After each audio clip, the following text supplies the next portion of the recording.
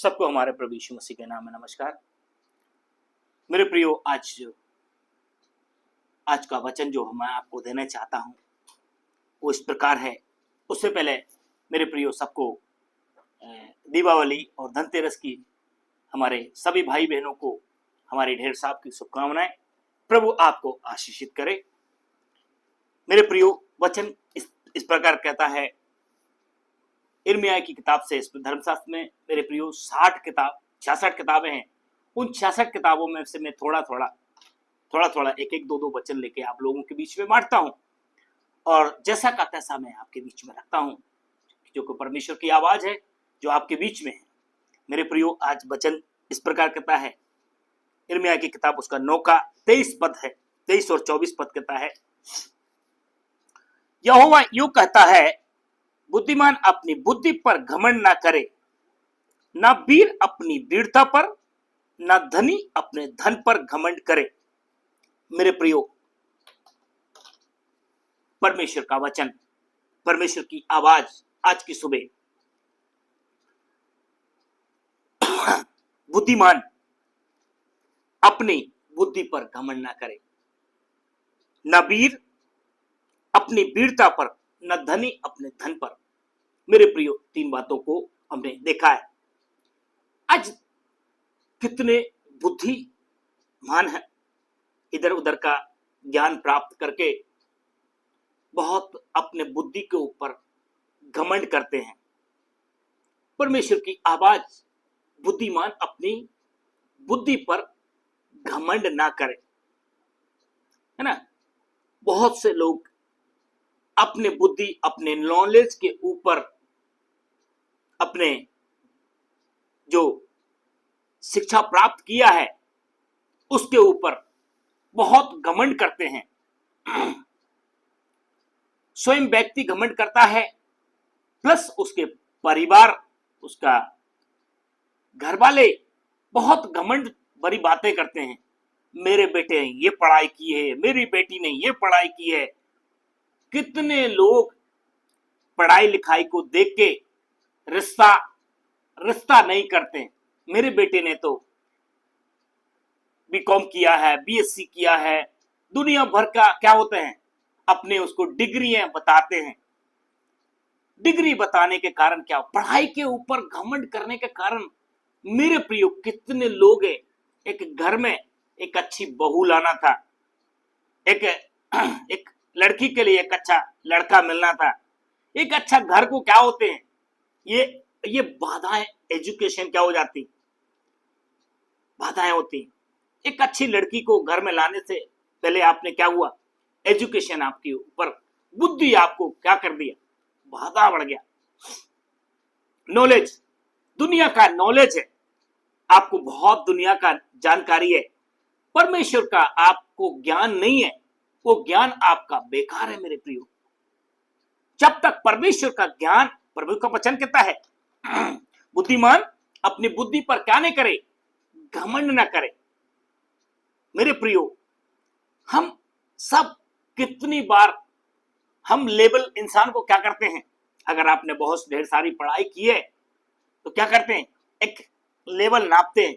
आपका लेवल कम है पढ़ाई में, हमारा ऊंचा है, हमारा बेटे के पढ़ाई है अच्छी है, इसलिए हम क्या नहीं करेंगे, रिश्ता नहीं करेंगे। हमारी बेटी की पढ़ाई अच्छी है, इसलिए हम क्या नहीं करेंगे, रिश्ता नहीं करेंगे।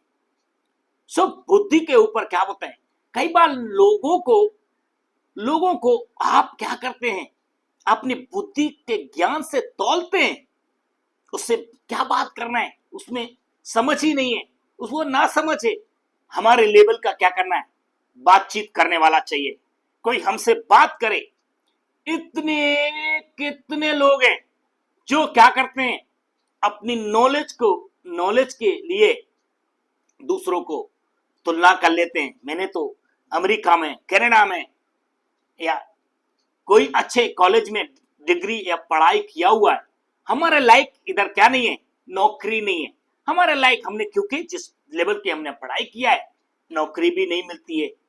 मेरे प्रियो, वो अपने आप को क्या करते हैं, बहुत घमंड करते हैं, लोगों को बताते हैं घर वाले भी बताते हैं, स्वयं व्यक्ति के अंदर भी क्या होता है, नॉलेज के ऊपर घमंड होता है, परंतु परमेश्वर का ज्ञान नहीं रहता।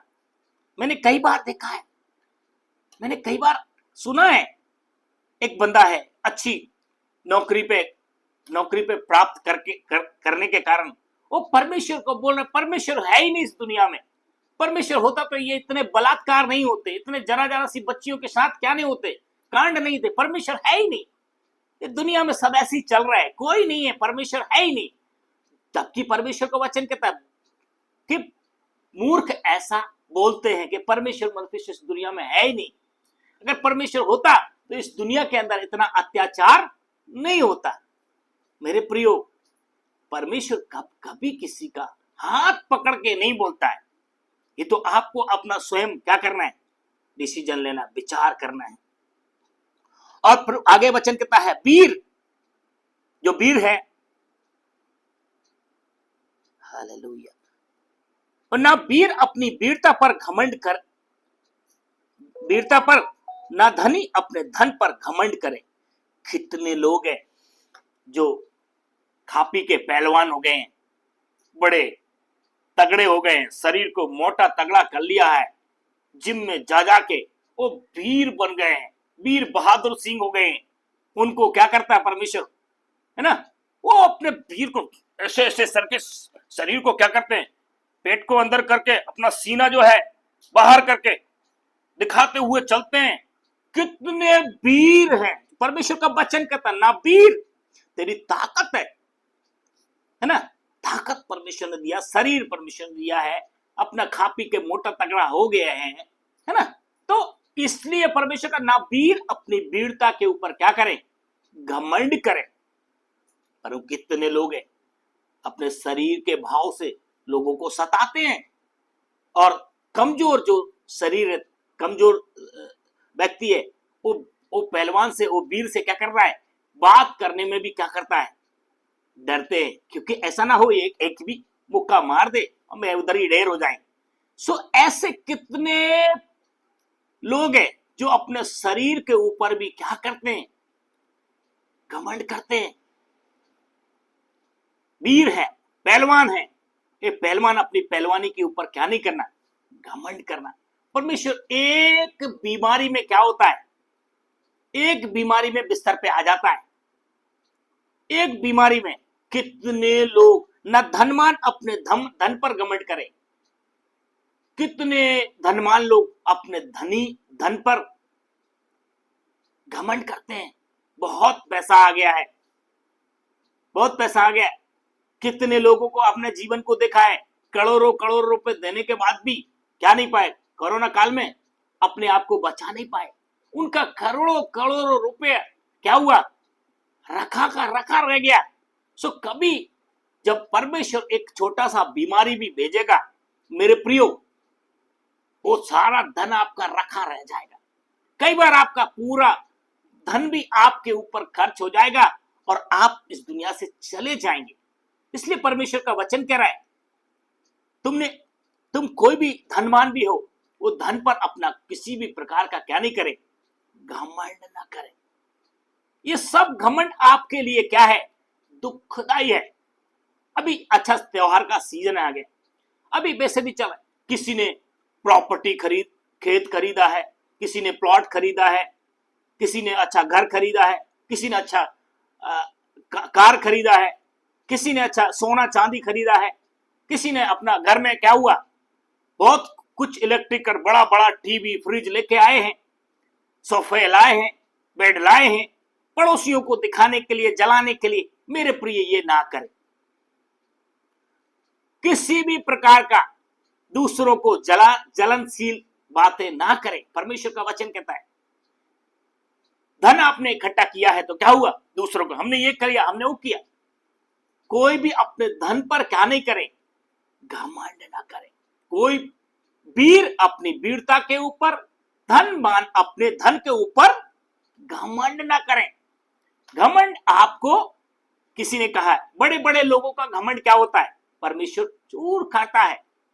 इसलिए जो परमेश्वर ने दिया है, क्योंकि हम सब इस दुनिया में क्या है मेरे प्रियो, हम सब दुनिया में एक मेहमान की तौर पे,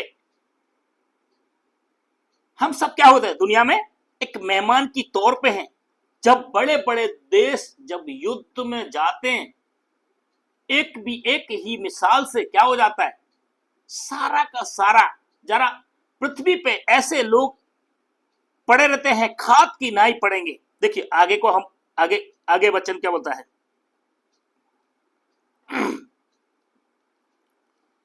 20वें पद में कहता है, नहीं 22वें पद, तू तू यह यहोवा तू कहे, परमेश्वर यो कहता है, मनुष्य के सब ऐसे पड़े रहेंगे जैसे खाद खाद खेत के ऊपर और पूलियां काटने वालों के पीछे पड़ी रहती हैं और उनका कोई उठाने वाला ना होगा। मेरे प्रियो आगे को बचन, क्योंकि मृत्यु हमारी खिड़कियों से होकर हमारे महलों में घुस आई है। आगे 21वें पद कहता है, क्योंकि मृत्यु हमारी खिड़कियों से होकर हमारे महलों में घुस आई है कि हमारी सड़कों में बच्चों को और चौकों में जवानों को मिटा दें। सड़कों में बच्चों को और चौकों में जवानों को मिटा दे। तू कहे, यहोवा यो कहता है, मनुष्य के सब ऐसे पड़े रहेंगे जैसे खाद खेत के ऊपर और पूलियां काटने वालों के पीछे पड़ी रहती हैं और उनको कोई उठाने वाला ना हो। मेरे प्रियो, पृथ्वी में जैसे खाद, जब बड़े बड़े देश जैसे अभी जैसे इजराइल और लेबनान में हम देख रहे हैं, जो दो देश क्या हो रहे हैं, युद्ध हो रहे हैं। हम अभी टीवी में देख रहे थे, जरा सा एरिया जो पूरा गांव के ऊपर क्या हुआ, बम गिरा के पूरा क्या हुआ, शहर का शहर नाश हो गया, है ना। तो परमेश्वर का वचन कहता है, बच्चे हो, बूढ़े हो, जवान हो, पृथ्वी पर क्या कैसे पड़े रहेंगे, खाद के जैसे पड़े रहते हैं। हो रहा है, देखने में आता है, जब कोई भयंकर बीमारी आती है या भयंकर युद्ध छिड़ रहा है, युद्ध लड़ाइयां जा रही हैं, तब एक देश दूसरे देश के ऊपर चढ़ाई कर रहे हैं, युद्ध छिड़ रहे हैं, तो पृथ्वी पर भी क्या हो रहा है, खाद के जैसे पृथ्वी में खाद पड़े रहते हैं, या पूलियां का मतलब पूले काटते हैं, बांधते हैं, किसान जो पूली काट के उसको बांधते हैं, पूलियां पड़ी रहती, इधर उधर बिखरे जैसे खेत में पड़ी रहती पूलियां, जो किसान है, तो उनको भी क्या करे, पूलियां जैसे खाद में पड़े रहते हैं। परमेश्वर का वचन कहता है, चौकों में जवान लोग मिट्टी में मिल जाते हैं, जो अपने जवानी के ऊपर, जो अपनी वीरता के ऊपर क्या होता है, घमंड करते हैं, वो भी क्या होते हैं, वो मिट्टी में मिल जाते हैं, जैसे खाद खेत के ऊपर और पूलियां पड़ी रहती, ऐसे बच्चे हो, जवान हो, पब्लिक लोग ऐसे पड़े रहते हैं। मेरे प्रियो, परमेश्वर का वचन कहता है, इसलिए क्या कराए, यहोवा यो कहता है, बुद्धिमान अपनी बुद्धि पर और घमंड ना करे, ना वीर अपनी वीरता पर। कितने वीर लोग हैं, वो वीरता के ऊपर घमंड करते हैं, वो भी परमेश्वर का वचन कहता है वो घमंड ना करें। ना धनी अपने धन पर, कितने धनी लोग हैं, अगर किसान है तो किसानों का क्या हुआ, अभी धान का फसल आ गया, सोयाबीन का फसल आ गया, बड़े बड़े बहुत फसल आ गया, एक दूसरे छोटे से किसान को दबाते हैं, या लाखों रुपए का अपने माल बेच के लेके आए, कितना घमंड भर जाता है, ये ना। या फिर बुद्धिमान अगर किसी बड़े अधिकारी के साथ में मिलते हैं तो भी क्या होता है, घमंड आ जाता है। घमंड ना करें। कितने लोग यदि बड़े अधिकारी के साथ, सोच लो, अगर प्रधानमंत्री जी के साथ में जाके क्या करें, एक चाय पी के आ गए, एक बातचीत करके आ गए, थोड़ा सा वहां से निकलते हुए आपके घमंड आपको दिखेगा। परमेश्वर का वचन कहता है इस बातों में क्या नहीं करें, घमंड न करें। और आगे को वचन देखें मेरे प्रियो, परंतु जो घमंड करे वह इस बात पर घमंड करे कि वह मुझे जानता और समझता है। हालेलुया। जो घमंड करे, मेरे प्रियो वचन क्या होता है, परंतु जो घमंड करे वो इस बात पर घमंड करे कि वो मुझे जानता और समझता है। क्या मेरे प्रियो हम परमेश्वर को जानते हैं या हम परमेश्वर को समझते हैं? जो घमंड करे वो इस बात पर घमंड करे कि वो मुझे जानता है। आकाश और पृथ्वी को सृजनहार परमेश्वर को हम जानते हैं, तो इस बात को हमको क्या करना है? घमंड करना है। हम उसको समझते हैं तो हमें उसको घमंड करना है। मेरे परमेश्वर, घमंड करने की बातें हैं, उसकी गति, उसके सोच विचारों को हम जानते हैं कि परमेश्वर ने इस दुनिया को बनाया है और इस दुनिया को चला रहा है। इस दुनिया के प्रति, लोगों के प्रति परमेश्वर की क्या क्या योजनाएं हैं, इस बात पर हमें क्या करना है? घमंड करना है। और परमेश्वर को हम जानते हैं। परमेश्वर का लिखने वाला कहता है, परंतु तू इस बात पर घमंड करके तू मुझे जानता है और समझता है कि मैं ही वह परमेश्वर हूं जो पृथ्वी पर करुणा, मैं ही वह परमेश्वर हूं जो पृथ्वी पर करुणा और न्याय और धर्म के साथ काम करता है, क्योंकि मैं इन्हीं बातों से प्रसन्न रहता हूं। मेरे प्रियो, परमेश्वर का वचन कहता है, मैं कौन सी बातों से प्रसन्न होता हूं? जो पृथ्वी पर जो मैं करुणा करता हूं, उस बात से प्रसन्न हो। तो तुम पृथ्वी पर रहते हुए तुम सच्चाई से क्या करते हो? न्याय करते हो और धर्म के काम करते हो। परमेश्वर इन बातों से क्या करता है? प्रसन्न रहता है। प्रभु का वचन कहता है, मैं इन्हीं बातों से प्रसन्न रहता हूं। एक बार फिर से इस वचन को मैं प्रभु प्रियो आपको पढ़ के बताता हूं। यहोवा यह कहता है, बुद्धिमान अपनी बुद्धि पर घमंड ना करे, न वीर अपनी वीरता पर घमंड करे, न वीर अपनी वीरता पर घमंड करे और न धनी अपने धन पर घमंड करे, परंतु जो घमंड करे वह इस बात पर घमंड करे कि वह मुझे जानता और समझता है कि मैं ही वह परमेश्वर हूं जो पृथ्वी पर करुणा, न्याय और धर्म के काम करता है, क्योंकि मैं इन्हीं बातों से प्रसन्न रहता हूं। मेरे प्रियो, हमारा परमेश्वर, हम सबका परमेश्वर, जगत का न्याय करने वाला परमेश्वर। प्रभु का वचन कहता है, मैं किस बात से प्रसन्न रहता हूं? कि तू मुझे जानता है, मुझे समझता है। इस बात को हमको क्या करना है? घमंड करना है। एक बार सोचो, क्या हम इस दुनिया को बनाने वाले को, सच्चे और न्याय और जीवित परमेश्वर को, जो धर्म के साथ न्याय करता है, जो सच्चाई के साथ न्याय करता है, उसको हम जानते हैं या उसको समझते हैं? मेरे प्रियो, आप इन वचनों को आप एक बार सोचें।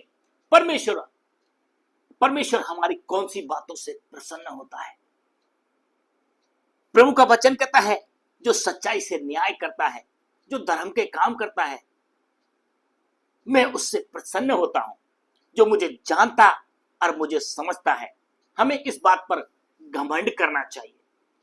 मेरे प्रियो, इन्हीं सारी वचन के द्वारा प्रभु आप सबको आशीषित करे। सबको जय मसीह।